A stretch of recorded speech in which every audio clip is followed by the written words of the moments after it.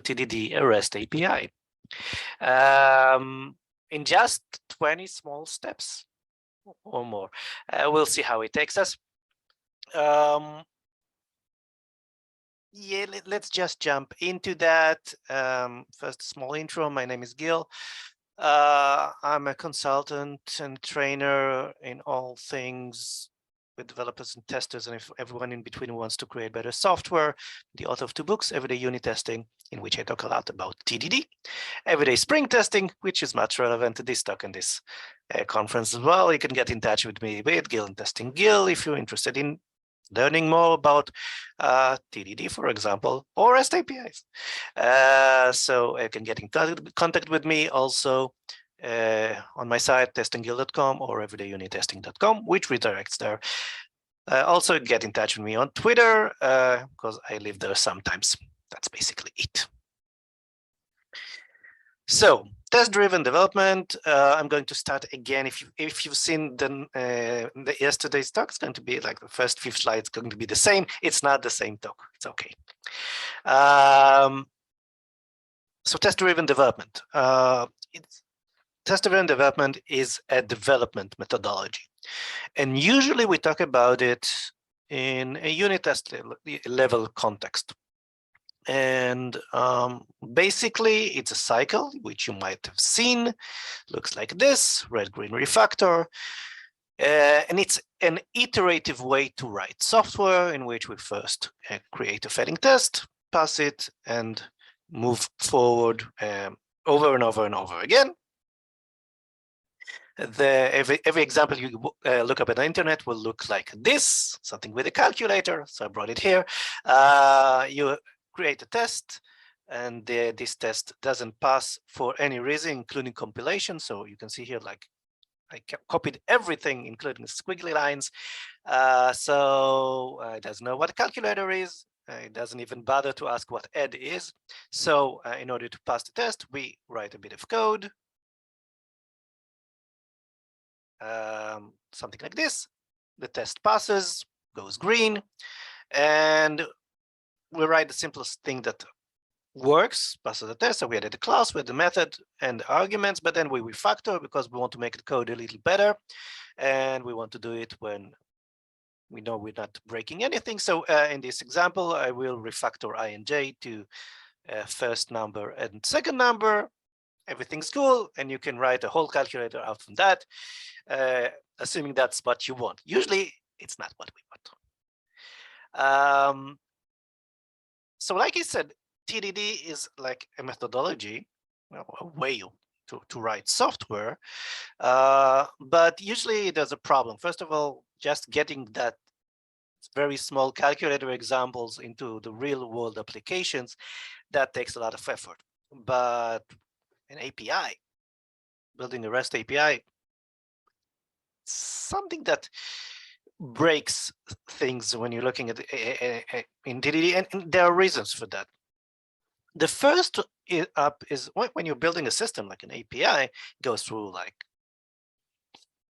a controller and then some logic and some data, and you need some data in the database, and then you will write another test and it requires other data, and you need to clean up stuff in between. So regular classic TDD, when you're writing software like that, every like 10 or 15 minutes, you'll have a test passing. This is no longer true when we're building stuff like in a system level stuff.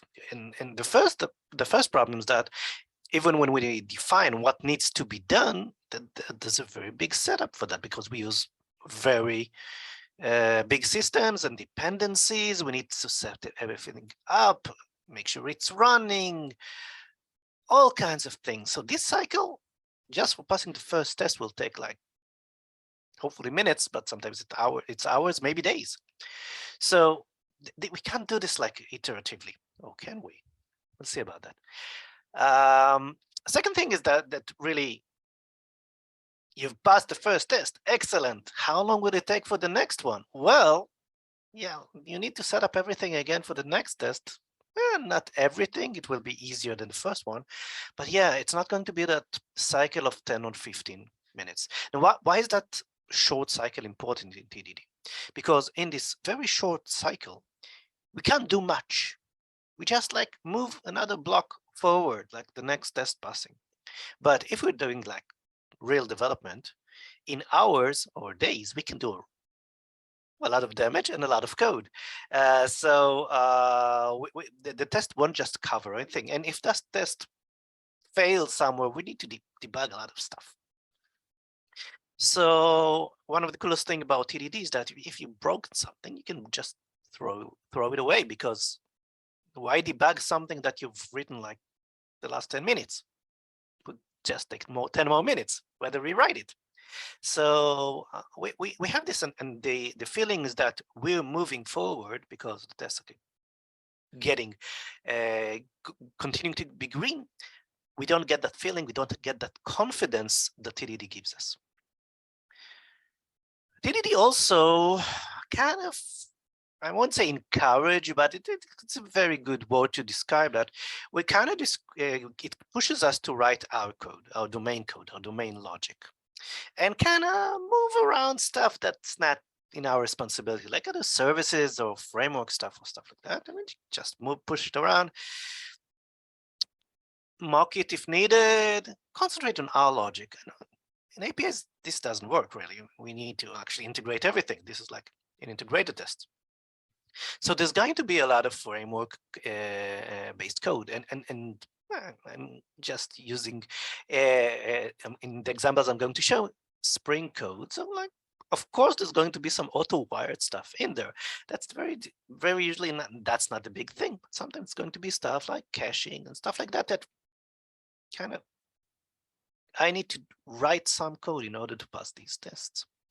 Again, the cycle becomes a lot longer.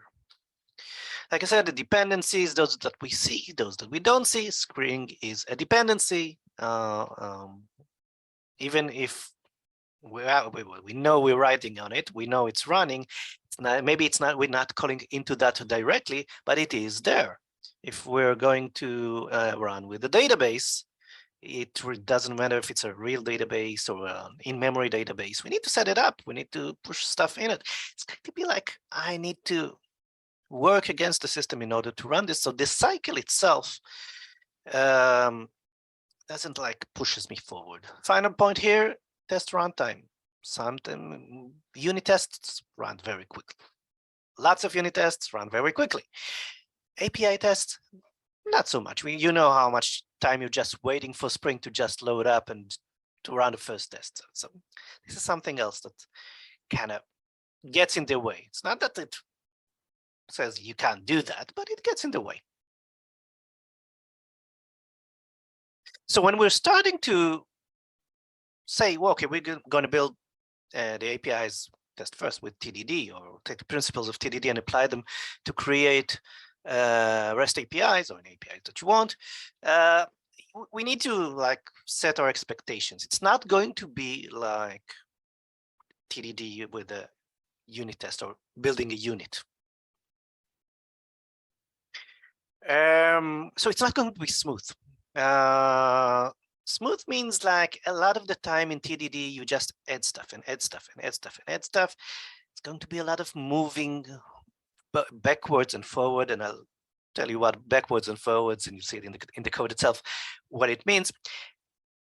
It's not that it doesn't help it at the unit level. It's not like we are just marching forward, but because the cycle steps are very small, so you kind of find a way moving forward. Steps are bigger, and we'll therefore find out stuff that we need to rewind. There are, after all, 20 steps in this demo, which I need to fill. We are going to do a lot of refactoring on the way, which is part of TDD as well. But if we don't do that, because this is like system level code, we're going to get a lot of trouble. So we need to be in our mind that saying, well, we're going to refactor this all the time. Of course, only when the tests are green. Or not, we'll see. Plus, TDD, the methodology tells you when you're done, you're done. You don't need to add any more tests. That's true. It's not true at the system level, because we're going to build things that tell us how the system operates, but we might need other tests because these are integration tests, integrative tests. We'll probably need more tests after that to at least to build our confidence that the system is actually working. And TDD, our way of just adding code to the system, is fine. It will help us, but we need to create better confidence. That, as with any integration level tests.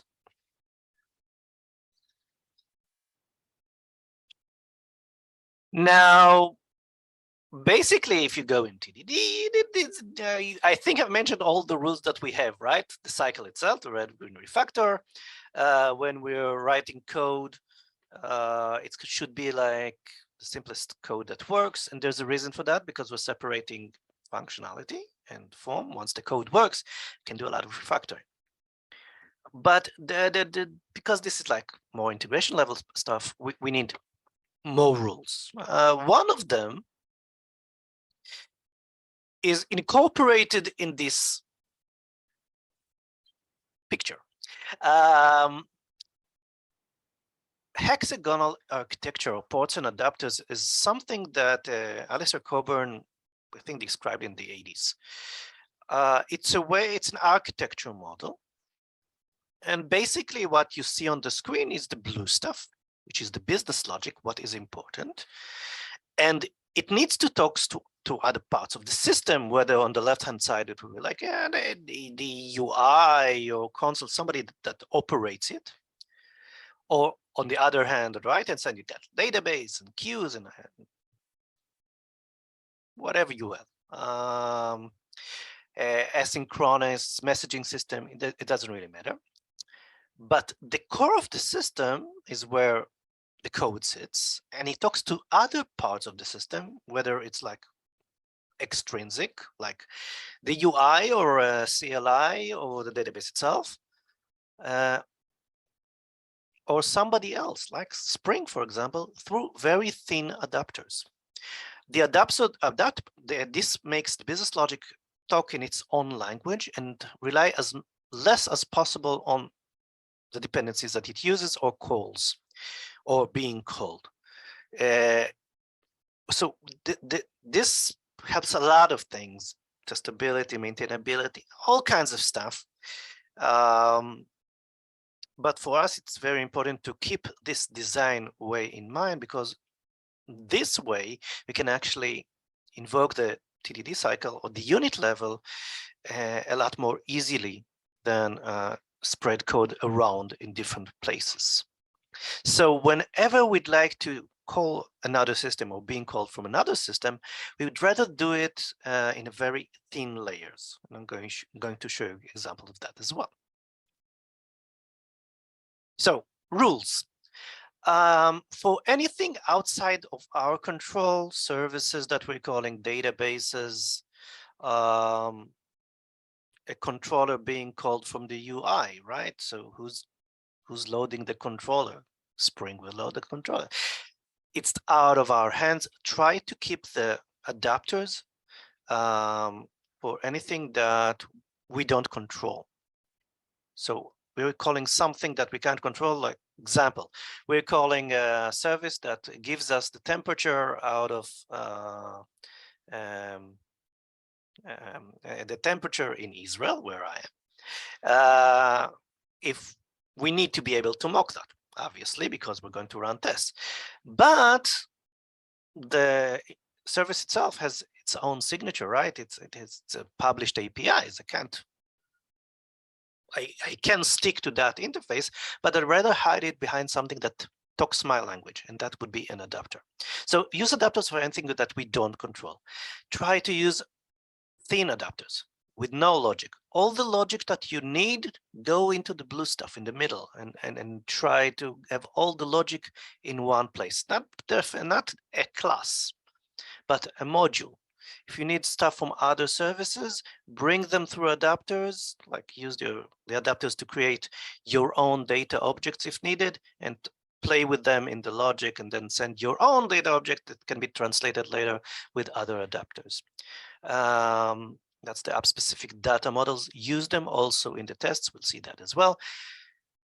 Whatever you're using, and it's not even related to this stock, use very small steps. I'm going to show you a lot of very small steps today.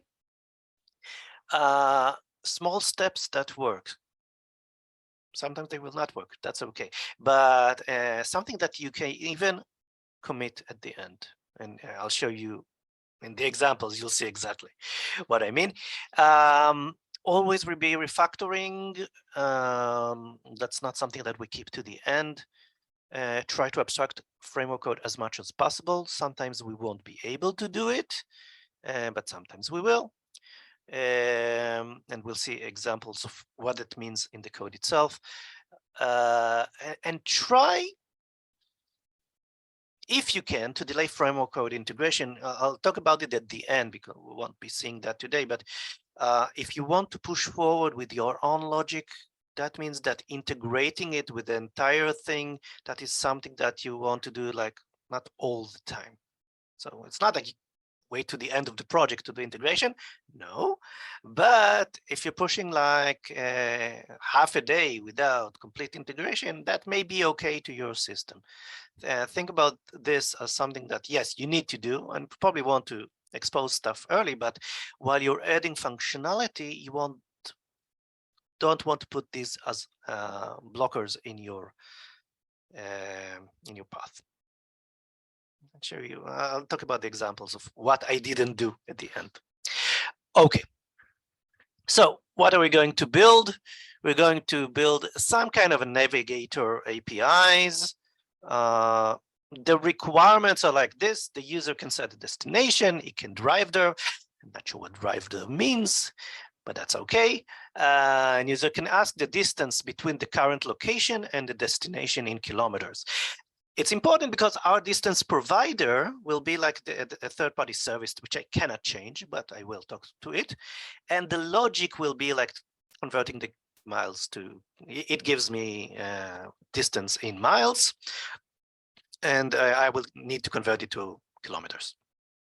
I know it's not, doesn't seem like much, but it's okay.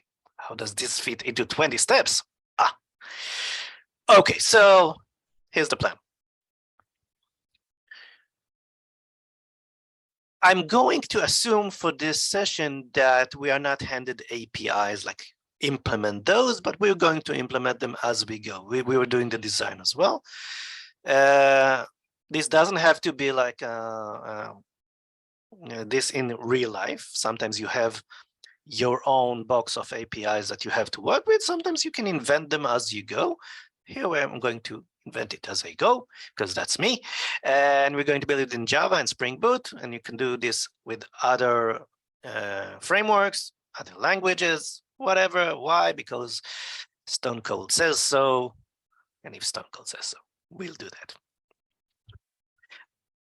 I'm translating that diagram I showed you to what we're going to do here. So you see, basically, we're not going to touch UI and test today, but we are going to create a controller, and that controller is going to be very thin, and it's going to talk to our navigator class, which is the logic part.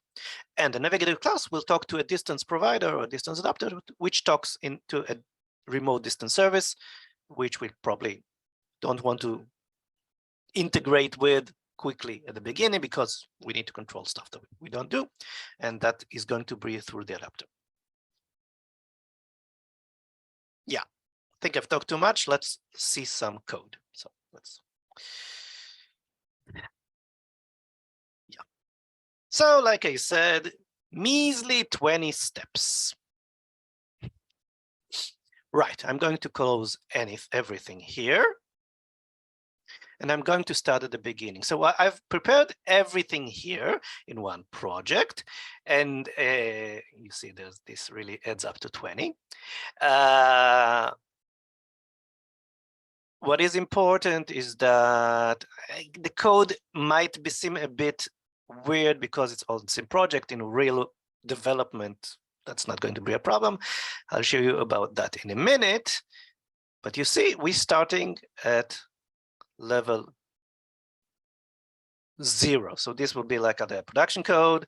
This would be like the test code at the bottom. going to start with the setup. What is the setup? We've got nothing. The only thing that we have is if you created a Spring project from scratch, you'll get the context loads test. If you don't know, context load is a test. It looks like this. It's empty. Just checks that the context actually loads. And this is what we call a verification test. When it runs, it tells you, well, the system, whatever the system is, it's ready to be run. It can run tests. In our case, it loads the Spring context, and it works. We can start working. Excellent. So what is the first thing that we do? I will provide the link. Please remind me at the end. It's on GitHub, of course. I will share with that. Okay, first step. First step is write empty API tests. Well, empty eyes. Empty eyes. What do I mean by empty API tests? I don't have any production code yet at this level, but I have written 2 tests. And these 2 tests, basically, they don't run because they don't do anything. It really doesn't matter. But look at what they do. The first one checks that navigation to the same location. When I'm going to navigate to the same location, the distance is 0. And like I said, I'm designing this stuff. So I'm telling the story. What do I do? So I created something called location. It's here near the test. Doesn't do anything.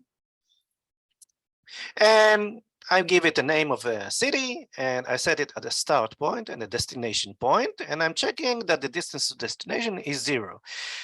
It doesn't do anything. I really put -1 here not to pass the test. I specifically want this to fail. So, but other than that, I look at that, and that's a good test. And this it's going to be calling the API soon. This is a behavior that I'd like to see.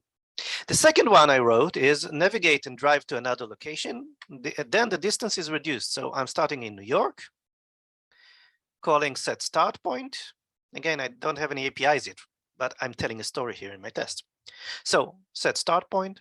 Then I'm creating a new location, and it's setting that's going to be the destination. So I'm driving from New York to Los Angeles. Get the initial distance between those. Then I'm going to create a mid location, and I'm going to drive to mid location. When I'm there, I'm going to check the distance to destination again, and I'm going to check that it's going to be less than the initial distance. Now, what is this? This is a behavioral test. I'm not going to count on the real numbers. In the end, I'm going to do that, but I'm not like doing an assert equals things. I'm checking that what I want to do, if I'm getting closer to something, I want the behavior to be described by the test. Excellent. These are very good tests because I can, when they pass, I can actually say, well, the system works in the way I want it to work. Good. Now, that's nice, but like I said, it doesn't do anything. Let's add some calling controller code. So that is still everything in the test module. You see the navigation controller is here. What is the difference? Well, test looks the same. I'm using my tests like mock MVC. Same, the controller is going to be loaded into the test process because this is easier for me to work. It's going to run faster, stuff like that. And I'm calling, basically I'm saying, well, these are the APIs I'm going to call. Navigator destination, it's part of my design process. Start point is start point. I'm doing a bit of a cheat here, which could come back to haunt me later. When I'm saying drive to, I'm thinking, well, I don't have an actual drive to thing. It's a navigator, but if you're thinking about like a map that you're using, you're going to come to a place. You're not going to drive there. And you say, well, what is my location? Well, my location is the new location. So I'm going to set start point here. It's a hack, but it's okay. Also, the distance to destination, I'm going to call again another API called navigator distance. And basically, I'm going to get the distance. I'm going to check it in kilometers. On the way, I created a couple of objects, the location from before. I kind of created Another constructor, maybe I'll need it, we'll see. Distance, I know it's in kilometer, has a method like that. I put -1, again, to make sure that I need to change it in the future. And the controller itself, empty, compiles, doesn't run. That's okay. That's the next step. Next step, yeah, we kind of move these things into production code. So I'm leaving the same API tests here. These will be the wrappers. And now, number 3, the distance, location, and navigation control are going to be in the production code, in the source main Java part, which I'm going to develop that, because from now on, I'm basically, no, not yet. If you run this, if you run my tests at this level, you see that when I run them, the error I get is, drum roll, I'm getting a 404. Like it doesn't find the URL because the navigator doesn't have anything. So I need to fill it up. And you see, I added the post mappings. And if I run it now, it doesn't run. It doesn't get the 404, just a logical error. You'll see that from this point on, I got specific URLs and specific classes for each navigator, because otherwise I wouldn't be able to run them in the same project, because Spring doesn't like it like that. But that's okay. In the real world, it will be the same navigator controller every time. What do I have? A post mapping for a destination, a post mapping for start, and a get mapper for distance. And I want to return a distance object, the same distance object that we had before, -1. That's basically, I added something like value here, so I can set this up. So now, if I run my test now on this level, when I run these tests now, I don't get a 404 because it gets to the URLs, but I'm getting a logical error. This I wanted to see -0, but got -1. So yeah, I have a API tests that are failing, and I'm ready to start filling in the code. Do I? Of course not. I'm going to write unit tests. So from now on until I think number 18, I'm going to leave the API tests alone. They're going to keep being read. It's kind of problem, but yeah, it will be a while until they pass. But I want to create the logic. So I create a separate unit test. And the first thing I think I'll need is something for a navigator. So the first test I thought about, and what you're seeing right now is my actual process of writing this. This is not like a, how do I show the example. This was like, I'm going to build the navigator in TDD. Let's see how it goes. And this is how it went. So there was a lot of logging involved. First test that I thought about in a unit test manner is that if I create a navigator object and I call get distance from destination, it should throw an exception. Now look at what I did here. This is TDD at its sort of coolest. I design everything. Everything is a design decision. Navigator has an empty constructor. It has a method called get distance from destination. And if I decide that to call it and call this method, it should throw an exception which I defined, the not initialized exception, which is cool. And if I go to a navigator, the navigator here, I created something that works. This is why the test works. But then I thought, well, you know what?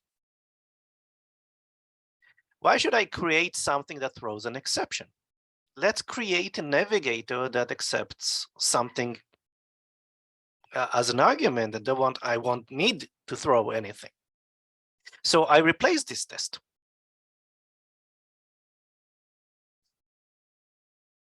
I said, okay, we're not going to do that. When I created, the distance is always 0. So I'm creating the location, same location as before. This is with London. Give the navigator. Thank you for posting the repository. Cool. So navigator gets this time the location in the constructor. Therefore, when it gets when I call the get distance method, it should return 0. So navigator now looks like this. Navigator get distance, and this obviously fails. What would it fails? It fails because it returns -1, I think, because this is what we have. And we have a failing test, so we can pass it. So in the next step would be, I'm going to jump around a bit. So same tests. I changed the in kilometer to return 0 because that's the simplest thing I can do. And now I have here, number 7, a passing test, passing unit test. Yay! Ship it! No, not yet. We need more, right? So write the next test, like we're doing in TDD. Okay, so that's going to be the next. The next test says something like that. Distance is calculated in kilometers because I want to check the calculation. So creating the starting point, putting in location, calling the navigator with the constructor, then creating another location, add a method called setDestination, and then call getDestination, call distance in kilometer, and I expect 4,000. Obviously, this doesn't run, right? Yeah, because it returns 0. But then I said, okay, wait a minute. I'm forgetting something. The calculation in miles should come from a separate server. Where does this come from? I don't want to inject it into my navigator because I want to keep my navigator clean of anything springy, really. So I'm going to need to refactor the navigator to accept a distance adapter. So I need to change that.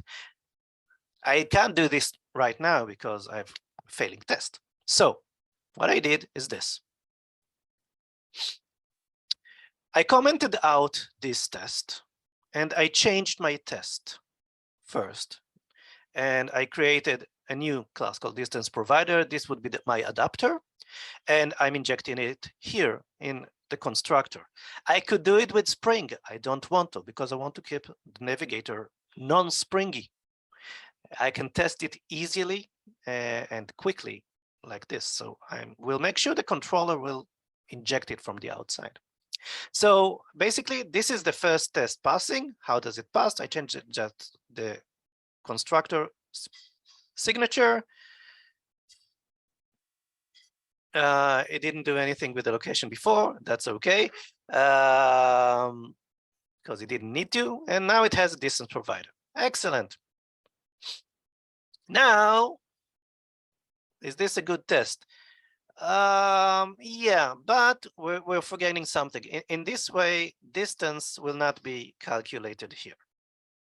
So I'm going to modify the distance provider to provide this logic. So I'm going to delegate this call into a method with the distance provider. Remember, the distance provider is my class. It's an adapter. I can define its interface even if it calls something that is like published API that I can't change.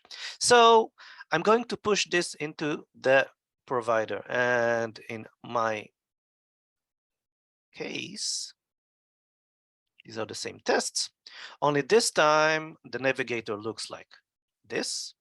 It just saves the things here. Actually save the static mode because I remember it here. And get distance from destination calls distance provider called get distance. I'm calling it with 2 arguments. I can define that.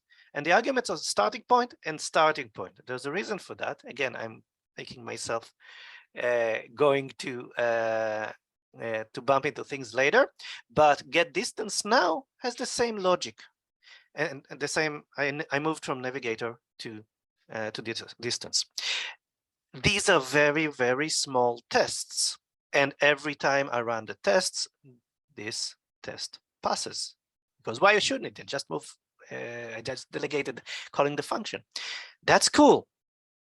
Am I done with it? Not no, because the real distance provider, I know it's going to call the real service. So I don't want the unit test to keep calling the distance provider. I'm going to mock it. So I'm replacing this distance provider with, I'm keeping the distance provider here because distance provider, where are we? This is distance provider number 11. We're here. We're down to 11 out of 20. Cool.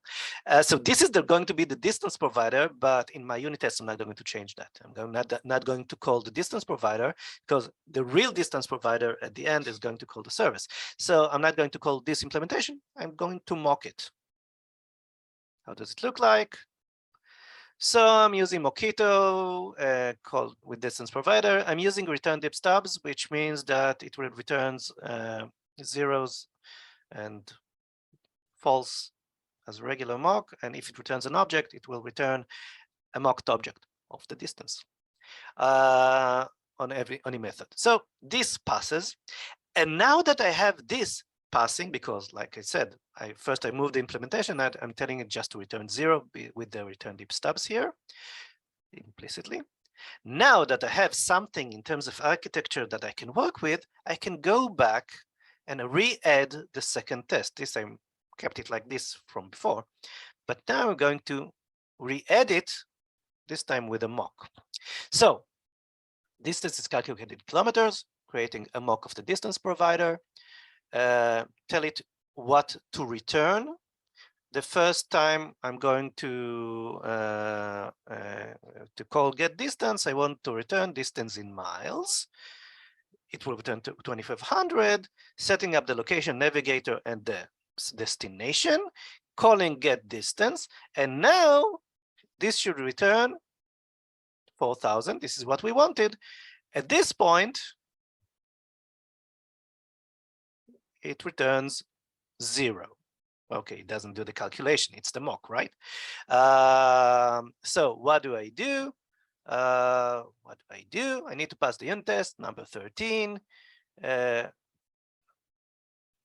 That means the distance that I'm using now has the logic in it. So when I'm calling in kilometer, the mock distance still have this implementation in it. It's going to be called. So I have a unit test passing. Should be passing. It's number 13, right? Yeah, excellent. So I have 2 tests passing. First of all, it's going to return 0 on non-movement.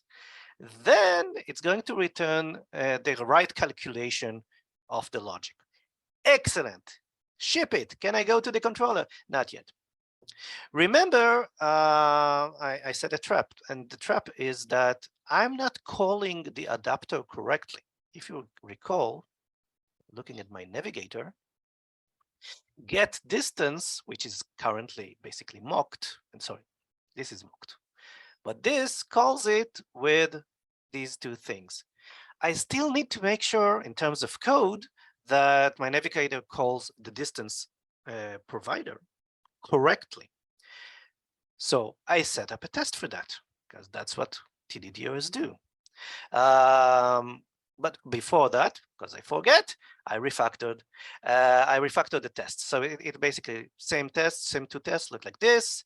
I have a setup that creates the mock and created like a create mock distance. Now the test look a bit more readable. So that's the thing, but I need to, what do I do next? I need to add another unit test. It's better to do this before. I can do this after I add and pass the next test, but that's okay. So what is the next test? The create mock distance now helps to create another one. I think. No, it doesn't. So what is, I want the test is called provider called correctly, creating a location and the destination. Calls the navigation, calls get destination, and calls the get destination, destination, which calls inherently this thing. And I want to make sure that the get distance, the call to the service was called correctly. So I'm using verify with start point and destination. This is a very unit testy thing. I'm checking interaction here that my logic talks to the mock correctly. Obviously, this fails. And I need to fix that, so I need to pass the unit test. And when I do that, my navigator looks like this. Starting point, end point. This is how I made myself sure that I'm going to talk to that correctly. Now, at this point, we're going to run out of time. So I need to take bigger steps, but we're closer to the end. And that means going back. The core of my navigator works. So let's go back. And now what we're going to do is try to pass the APIs, because all my unit tests now are working, all three of them. I need to fill in the controller. So I'm going back to the APIs. See, after I did what I'm going to show you now, first test actually passes. So how does it look like? So the controller, where's my controller? 17. Cool. There. That looks like this. So I created a navigator here. At the start point, I'm creating the provider and creating the navigator, location and this provider. And the mapping, I'm delegating the destination. Set destination and the get distance, create this. And actually, like I said, it passes the first test for some reason. But yeah, we don't want that, because every test that we run creates a new controller sort of instance. So it creates a new provider and stuff like that. We don't want. We want to inject the provider, because where's my controller that I showed you until now? 17 controller.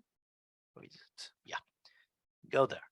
So yeah, navigator, we may be able to create it once, but distance provider, we know we need to inject it, right? For the test purposes, we want the one with the mock. For the real integration one, it will be the one that talks to the service. So yeah, we want to inject this.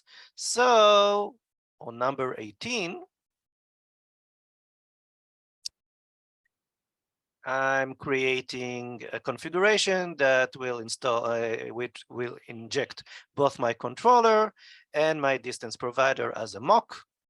Let's see how it looks like. So this is another thing that I needed to do. You don't need the required false. It's for the presentation, because it's in the same project. So distance provider is now going to be injected for the test, and for the integration to be injected somewhere else. And that's basically should have passed it, but it didn't. And the reason it didn't is because I'm creating the navigator here.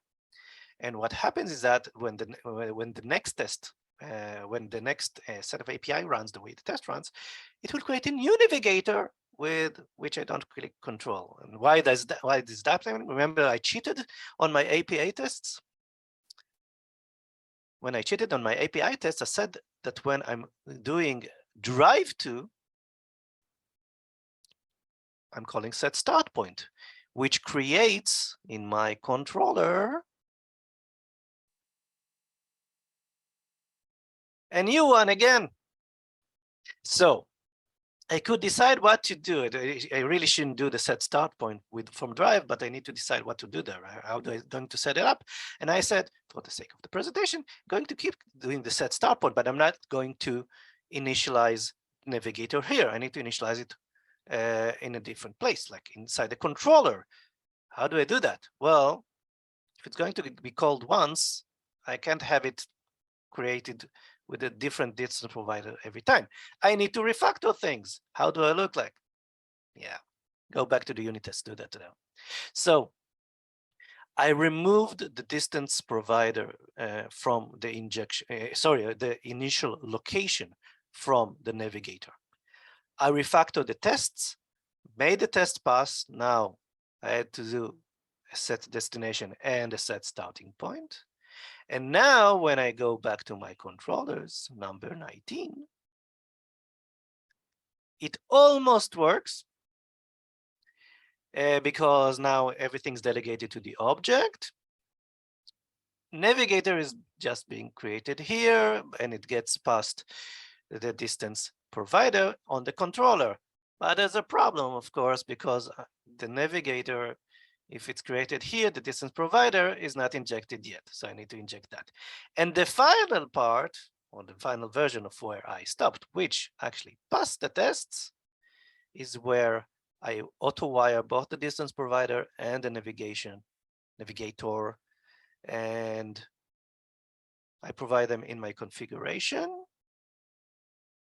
the controller there, and sorry, this is the final one with its configuration, both navigator, which is initialized with the distance provider, and I have APIs test passing. Now, you probably look at the screen and what you're thinking is this. So that's a lot of steps. And what we got basically are API test passing and unit test passing. What does Gil want from me? Yeah, so let me summarize what we have, what we don't have, and see what we got in like 20 steps. We got readable passing API tests.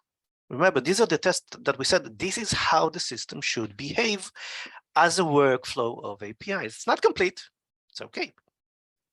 It's never complete until it's complete. But we got there incrementally by having the unit tests and the logic. The logic talks with very thin adapters because the controller delegates everything into the logic itself. The logic talks to the provider as an adapter and doesn't talk to a service. So the architecture and logic actually work. And we prove that because the tests are working. And we got a main workflow that actually works. For now, that's okay. This is where we want it to be. That's how I want it to be at the end of this presentation. What don't we have? Well, first of all, we got back to phase one when it did the exception. So there's going to be some possible workflow that we need to figure out how it's going to behave. What happens when I call get distance when I didn't set a destination or a starting point? So we need to take care of that. We don't have an implementation for that. We don't have a unit test for that. And we don't have an API test that will at least define the behavior. We need to define the behavior before we do that. And it's going to be the same way of implementing. Start with the API, then the unit, and then the implementation. We didn't write the real distance provider code and we didn't inject it. We need to inject that as well. So when I'm deploying the production in a real jar, it's going to have the real distance provider. And my tests are running with a mocked distance provider. I need to add other tests that were real integration tests that work with the real production distance provider, so that talk to the distance server. So I need to set up things for the production level, but how much of that is really configuration? How much of that is real code? A lot of the code, my business logic, is already in there, and I can build on that. That's very cool. So, summarize. What did we do? What are the principles that I hope you can take from that and try to apply in your situation? There's the TDD mindset, like doing things incrementally, and in my steps, I did a couple of things, working from the outside in, deciding what the behavior is going to be, then applying it in the same of logic under the constraints that I'm doing. A lot of small steps. I did a lot of small steps. You saw not all of them are working, as in passing tests. I also committed code that was not passing, but that's okay, because when I was preparing this presentation, sorry, I wanted to show you how steps like look in the middle, but that's okay. It helps me going back to stages and kind of thing, always commit working code, sometimes not working code, like a missing test, not missing, a test that is not passing is also helpful as a breakpoint that you want to get back to. So small steps, small steps, small steps, and commit. Next. As you could see, I was working, every step was kind of focused on, I'm going to do this very special thing and nothing else. When I discovered I was wrong or think differently than I was thinking before, I said, okay, I might need another thing, but if I step back, the first thing I'm going to need is a failing test. Or I'm going to comment the second test, not touch it. I'm going to focus more on refactoring the code through simple steps on the unit test. I don't go around changing code in different places because it's messy. If it's messy, I'm going to get confused and I'm going to get out of bounds and I'm going to start chasing myself. Don't do that. Small steps, each of them is focused and you know what you're going to do next. There's a lot of dancing around. You've seen that, going forward, going backward. And that's okay. Okay, we just need to be aware of what you're focusing on now. And you've seen that I left the API tests failing for a while. I came back to that, but I was focusing on developing the logic because that's how I chose to attack it. Why? It made sense to me and I could move forward this way.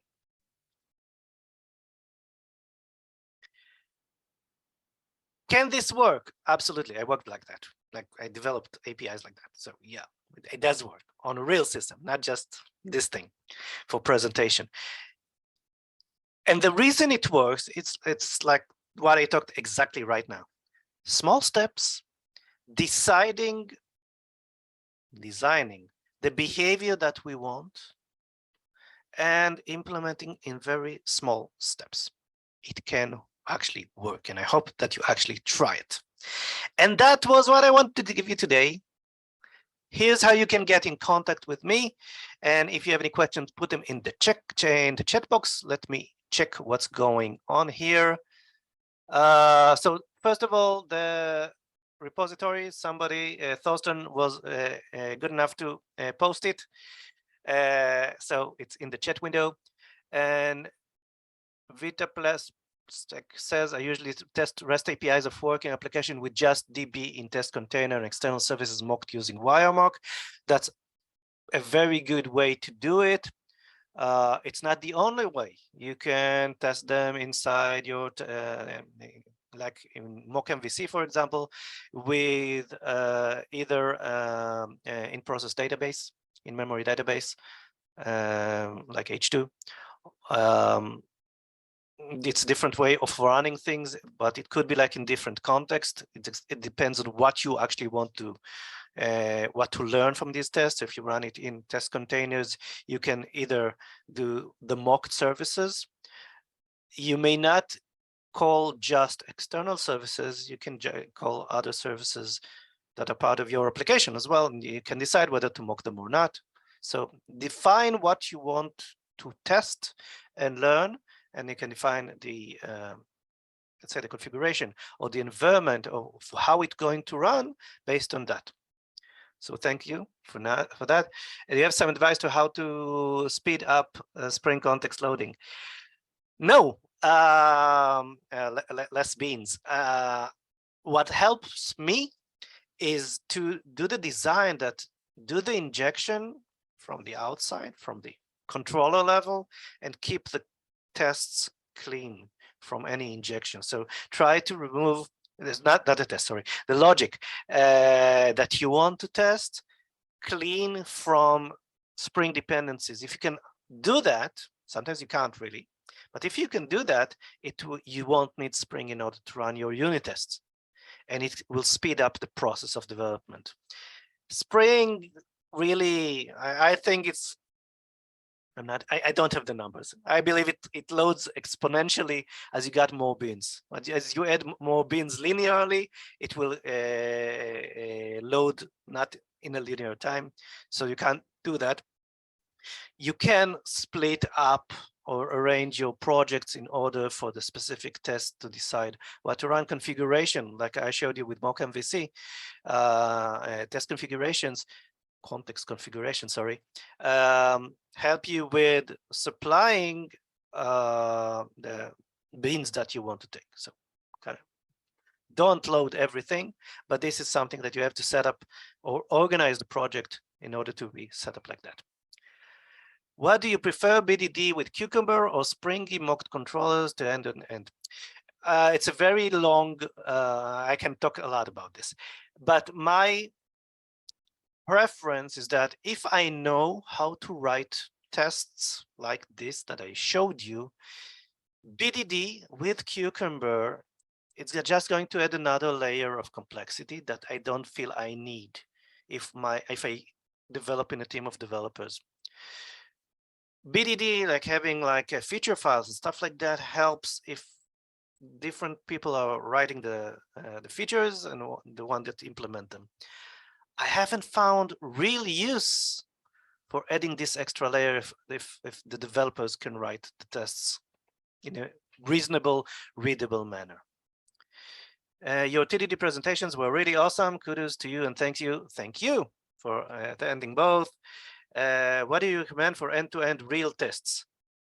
Don't test them, just ship them. You'll find the bugs in production. I don't have a recommendation in terms of how to test. I do have the recommendation in the context of what I said. First, define what you want to learn, then have the right test for that. Here's an example. If you're going to see, if you have like 3 teams, all of them are writing APIs, their own logic, their own databases, and you want to see if the integration works. Okay, so 2 ways to do that. We can deploy a full systems with different pods. Every environment runs its own server, very much like production, stuff like that. And you simulate production in some way, and you're going to test end to end. That's okay too, with database and so on. And you might fail on integration stuff. But if you want to learn how is your team's code works with other teams' code, try to integrate them in a way that all of them are running in the same process and don't talk to external data, because you're not interested to learn how data gets into the system. That's a separate test or separate test environment. So you can mock the other external services. And if things are failing on this isolated environment, you know that the problem is in the code.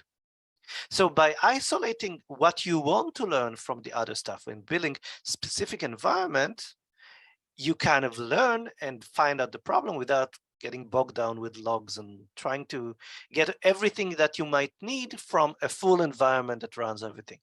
So it's not like end-to-end tests are bad.